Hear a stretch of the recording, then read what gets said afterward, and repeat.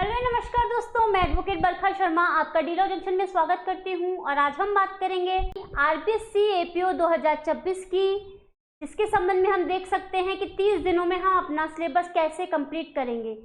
जी हाँ, 30 दिन बचे हैं अब बिल्कुल, क्योंकि क्या होता है कई बार हमारी तबीयत खराब हो जाती है, कभी हमें जाना पड़ जाता है, कभी 30 त्योहार आ जाते हैं, तो हमारे एक दो दिन तो क्या होते हैं स्किप हो ही जाते हैं। तो हमें बिना किसी देरी के आज से ही क्या करना है, अपनी तैयारी को मजबूत करना है रिवीजन करके। किस तरीके से रिवीजन करेंगे? मेरे पास कमेंट आए थे, मैसेजेस आए थे कि मैम हमको 30 डेज़ का एक प्लान बना दीजिए, जैसे आपने 45 डेज़ का बना रखा है। तो बिल्कुल अपने पास सब कुछ अवेलेबल रहता है। वैसे ही मैं आपके लिए क्या करके लेके आई हूँ, एक प्लान बना के लेके आई हूँ, जिसमें क्या कर सकते हैं आप 30 डेज़ में अपना फास्ट रिविज़न कर सकते हैं। बाकी तो अपनी सीरीज़ चली रही है BNS की, जो आप साथ में देख सकते हैं, जिसमें से हमारी 9 क्लासेस वहाँ पर कंप्लीट हो चुकी है। तो आप क्या कर सकते हैं, जल्दी से उस सीरीज़ को देखना शुरू कर सकते हैं, जहाँ पे हमारा BNS का कंप्लीट होने वाला है लगभग। ठीक है, तो जिन्होंने अभी तक उस सीरीज़ को देखना शुरू नहीं किया है, एपीओ क्विक रिवीजन, जिसमें हमने BNS के लेक्चर्स लिए हैं, तो आप क्या कर सकते हैं, आज से ही उसको देखना शुरू कर सकते हैं। और चैनल को प्लीज़ लाइक शेयर सब्सक्राइब कीजिए, क्योंकि जितना आप लाइक शेयर सब्सक्राइब करेंगे, जितने लोग इससे जुड़ेंगे, उतना ही पढ़ाने में हमको भी इंजॉय आएगा और आपको भी पढ़ने में इंजॉय आएगा। तो चलिए सबसे पहले बात कर लेते हैं हम 30 डेज़ के टाइम टेबल के बारे में। आप देख रहे हैं पीछे स्क्रीन पे क्या लिखा हुआ है, आरपीएससी एपीओ 2026, जो 2 सितंबर को इसका एग्ज़ाम है, उसके लिए 30 डेज़ में एपीओ कोर्स कंप्लीट कैसे करें, वो प्लान मैं आपके लिए बनाकर लेके आई हूँ यहाँ पर। जब से आप देख रहे हैं, मान लीजिए आज है तारीख, कितनी तारीख है आज कितनी तारीख है, आज है 29। तो 29 को आप देख रहे हैं, तो आप अगर चाहें तो 29 से ही शुरू कर सकते हैं, नहीं तो कल 30 है, 30 से आप शुरू कर सकते हैं। 30 डेज़ में आपका कंप्लीट हो जाएगा, विथ रिवीजन कंप्लीट होगा। ऐसे भी नहीं है कि केवल कोर्स ही कंप्लीट होगा, आपका विथ रिवीजन कंप्लीट हो जाएगा कोर्स, और 2 दिन आपके पास बचेंगे। किसके लिए? इंडेक्स रिवाइज करने के लिए, क्योंकि जो एपीओ होता है ना, उसमें डायरेक्ट क्या होते हैं, इंडेक्स बेस्ड क्वेश्चन भी आ जाते हैं। साथ में कैसे क्वेश्चन आते हैं, इलस्ट्रेशन बेस्ड क्वेश्चन आते हैं। तो हमें ऐसे क्वेश्चंस को स्किप नहीं करना है, साथ में लेके चलना है, और लास्ट में जब 2 दिन बचेंगे तो क्या करना है, हमको उसका रिवीजन करना है। ठीक है, अब आ जाइए हमारे टाइम टेबल पर। सबसे पहले देखिए आप क्या करेंगे, सबसे पहले वाले दिन आप क्या करेंगे, BNS को उठाएंगे, प्रीलिमिनरी वाला जो पार्ट है वो लेंगे, प्लस सेक्शन 14 से 44 तक ले लेंगे।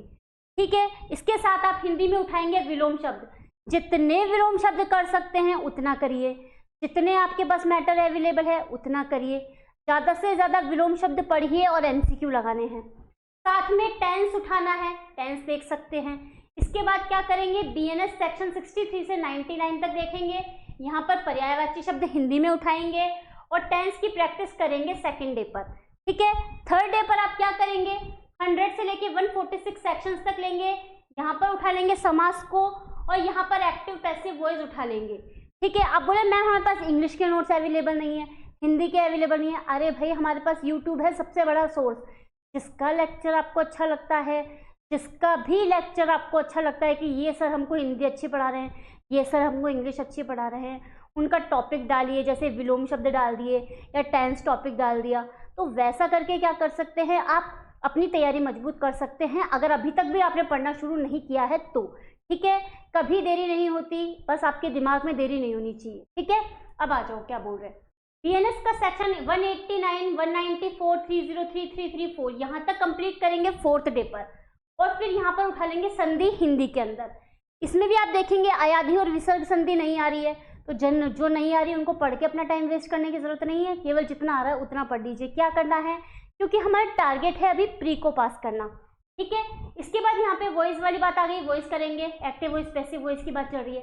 फिर यहाँ पर IPC 1 से लेके 52A तक यहाँ पे परिभाषिक शब्द करेंगे, जितने मिल रहे हैं उतने करिए। ठीक है, जितने क्वेश्चंस निकाल सकते हैं, फिर उस शब्द के, उस टॉपिक के उतने क्वेश्चंस निकालने की कोशिश करिए। फिर यहाँ पर डिटरमाइनर्स उठा लीजिए। 6th डे पर IPC 76 से 106, जो कि क्या है, हमारे साधारण अपवाद है, वो उठा सकते हैं। शब्द शुद्धि आ जाएगा यहाँ पर हिंदी के अंदर, और यहाँ पर प्रीपोजिशन उठा लेंगे। प्रीपोजिशन क्या होता है, प्री यानी पहले, पोजिशन यानी जिसकी व्यवस्था, जो पहले बैठा हुआ है। ठीक है, इस तरीके से पढ़ते हुए चलेंगे तो हमको पता चल जाएगा। फिर यहाँ पर 7th डे IPC सेक्शन 34, 149, 299 से 377 तक पढ़ेंगे। 7 डे के बाद यहाँ पर हम वाक्य शुद्धि ले लेंगे हिंदी के अंदर, और यहाँ पर मॉडल प्लस रिवीजन। रिवीजन किसका भाई? टेंस पढ़ा है, एक्टिव वॉइस, पैसिव वॉइस पढ़ लिया हमने, यहाँ पर प्रीपोजिशन पढ़ लिया, डिटरमाइनर्स पढ़ लिया, तो क्या करेंगे? रिवीजन उठाएंगे इन सब का, क्योंकि हम क्या है, भूलना नहीं चाहते हैं। अब आ जाइए 8 नंबर पर। 378 से 462 पढ़ेंगे। यहाँ पर हम अभ्यास यानी कि प्रैक्टिस करेंगे। किसकी प्रैक्टिस करवा रहे हो मैम? हम करवा रहे हैं विलोम शब्द, पर्यायवाची शब्द, समास, संधि, परिभाषिक शब्द, शब्द शुद्धि, वाक्य शुद्धि की प्रैक्टिस करेंगे यहाँ पर। और यहाँ पर क्या आ जाएगा? 1 वर्ड स्टार्ट कर लेंगे। 1 वर्ड से अच्छे क्वेश्चंस पूछे जाते हैं। पुराने अगर कहीं आरपीएससी के पेपर वगैरह मिल रहे हैं तो वहां से क्वेश्चन निकालना शुरू कीजिए, ठीक है। अब देखिए यहाँ पर हमारे 2 एक्ट कंप्लीट हो गए हैं।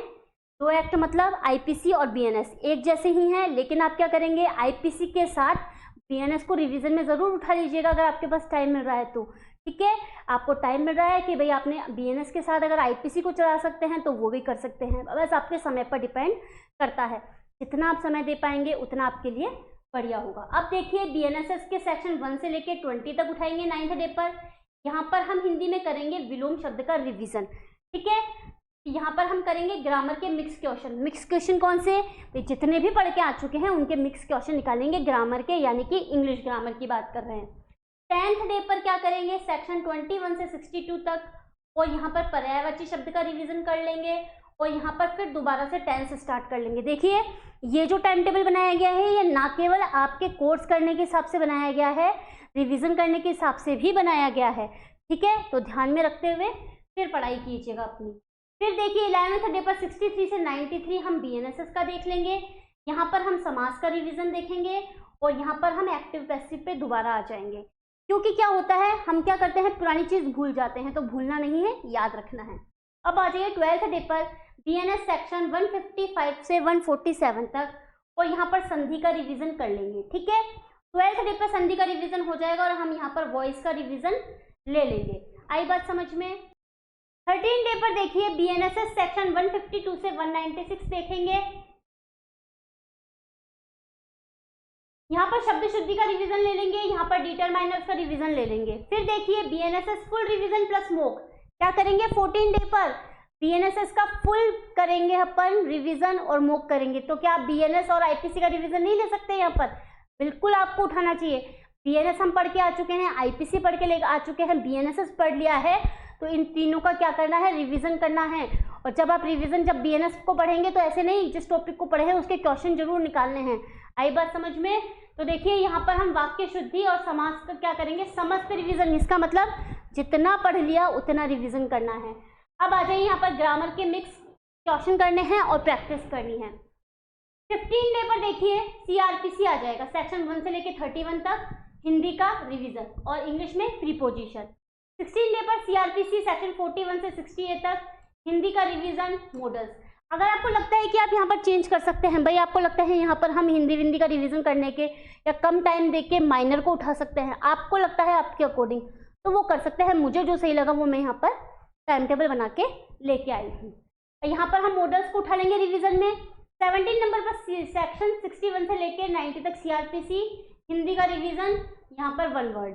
18 डे पर सीआरपीसी सेक्शन 106 से 128 हिंदी का रिवीजन और ग्रामर के मिक्स क्वेश्चन। 19 डे पर क्या होगा? 133 से 176 तक सीआरपीसी करनी है, हिंदी का रिवीजन करना है, इंग्लिश की प्रैक्टिस करनी है। फिर 20 डे पर क्या आ रहा है? BSA plus evidence. क्या है ये? एक ही तो है, तो आप क्या करेंगे? आधे दिन, अगर आपको लगता है भाई हिंदी का बहुत सारा रिवीजन हो गया, कंटिन्यू रिवीजन कर रहे हैं, तो आधे दिन बीएसए पढ़ लीजिए, आधे दिन इंडियन एविडेंस एक्ट पढ़ लीजिए, आपका काम हो जाएगा। अब आगे आ जाओ। अगर आपको लगता है कि हमारे को यहाँ पर रिवीजन नहीं करना चाहिए तो इसको स्किप करके इन दोनों को एक दिन में कंप्लीट करके छोड़ दो। यहाँ पर ग्रामर की मिक्स प्रैक्टिस कर लो। अगर आप इन दोनों को स्किप कर सकते हो कि भाई इनको हम टाइम देना चाहते हैं, इनके क्वेश्चन निकालना चाहते हैं, तो वो भी कर सकते हो, ठीक है। 20 डे पर देखिए आप कितने सारे एक्ट कंप्लीट हो गए। बीएनएस हो गया, आईपीसी हो गया, बीएनएसएस हो गया, सीआरपीसी हो गया, और साथ में क्या हो गया? 20 डे पर बीएसए और इंडियन एविडेंस एक्ट। इतने सारे एक्ट कंप्लीट कर लिए देखिए अपन ने 20 दिन में। अगर आप पढ़ना चाहें तो कोई बड़ी बात नहीं है कि 2 तारीख तक आप पेपर नहीं दे सकते, आराम से पेपर दे सकते हैं। अब यहाँ पर देखिए 21 डे पर भी हमने एविडेंस को लिया है कि मान लीजिए आपका कुछ बच गया हो, कुछ छूट गया हो, तो आप यहाँ पर उठा सकते हैं। यहाँ पर हिंदी की प्रैक्टिस, इंग्लिश की प्रैक्टिस। 22 डे पर देखिए SC/ST एक्ट और आर्म्स एक्ट को उठाया है। वही बात बोल रही हूँ, अगर आपको लगता है कि ये रिवीजन हमारे लिए इनफ है तो इसको छोड़ के आप माइनर एक्ट को उठा सकते हैं उनके साथ में, ठीक है। और मान लीजिए आप 1 घंटा इसको दे दीजिए, 2 घंटे माइनर को दे दीजिए, जैसा आपको सही लगता है, जैसा आपको उपयुक्त लगता है वैसा करिए, लेकिन अपन को 30 दिन के अंदर कंप्लीट करना है, बस ये बात ध्यान रखिएगा। हिंदी की प्रैक्टिस, इंग्लिश की प्रैक्टिस, JJ एक्ट आ गया, यहाँ पर हिंदी की प्रैक्टिस आ गई, इंग्लिश की प्रैक्टिस आ गई। एक्साइज एक्ट आ गया, हिंदी की प्रैक्टिस आ गई, ग्रामर की प्रैक्टिस आ गई। पोक्सो एक्ट आ गया, हिंदी की प्रैक्टिस आ गई, इंग्लिश की प्रैक्टिस आ गई। ये RPI एक्ट हो गया, रिक्रूटमेंट एक्ट हो गया, हिंदी की प्रैक्टिस हो गई, ग्रामर के मिक्स क्वेश्चन हो गए। 27 डे पर देखिए प्रोबेशन एक्ट हो गया, यहाँ पर संपूर्ण हिंदी का रिवीजन। यहाँ पर हिंदी अभ्यास लिखा है, यहाँ पर संपूर्ण हिंदी लिखा है, इसका क्या मतलब हो गया? हिंदी का अभ्यास है, मतलब जैसे कि मान लीजिए विलोम शब्द के क्वेश्चन आप निकाल रहे हो या कोई भी शब्द शुद्धि कर रहे हो, आपको लगता है भाई इस टॉपिक को मेरे को कम समझ में आया, तो उसको क्या कर सकते हो, रिवीजन में ले सकते हो, उठा सकते हो उसको। यहाँ पर संपूर्ण हिंदी मतलब जितने 7 टॉपिक हमारे हैं उन सबका क्या करोगे, फुल रिवीजन लोगे। यहाँ पर फुल इंग्लिश का रिवीजन ले लोगे उस दिन 27 डे पर। यानी क्या करना है, हिंदी के फुल रिवीजन जो भी आपके पास मैटर अवेलेबल है उसमें से उसका फुल रिवीजन एक बार बुक में से करना है। ये नहीं क्वेश्चन को देखने लगे, उस दिन आपको पुराना रिवाइज करना है कि विलोम शब्द में मैंने क्या क्या पढ़ा था, पर्यायवाची शब्द मैंने कौन कौन से पढ़े थे। नया नहीं उठाना है, क्योंकि क्या होता है हमको पुराना जो हमने पढ़ा है ना उसी का रिवीजन करना होता है। नया पढ़ते हैं तो हम पुराना भूल जाते हैं कि अरे यार ये वाला तो मेरे को आता ही नहीं है। ऐसा नहीं करना है, जो पढ़ लिया है उसी का रिवीजन करना है, नया कुछ भी नहीं उठाना है उस समय। कब? 27 डे पर, क्योंकि 4-5 दिन बाद तो हमको एग्जाम देना है। नया उठा के कर ही क्या लेंगे, क्योंकि जब भी तो ये टाइम टेबल आपके लिए बनाया गया है कि भाई इतना टाइम आपको दे रहे हैं, रिवीजन रिवीजन रिवीजन, बिल्कुल आपको साथ में रिवीजन करना चाहिए, ठीक है। अब देखिए आगे, कंप्लीट रो रिवीजन पार्ट 1, यानी आपने जो पढ़े ना सब्जेक्ट सारे, इनको क्या कर लो, 2 पार्ट में डिवाइड कर लो, फॉर पार्ट 1 और पार्ट 2। 28 और 29 डे पर क्या करेंगे आप, इसका फुल रिवीजन ले लेंगे। आधे एक्स को कब लेंगे, पार्ट 1 यानी कि अपने 28 डे पर ले लोगे, दूसरे को 29 डे पर डिवाइड कर लोगे।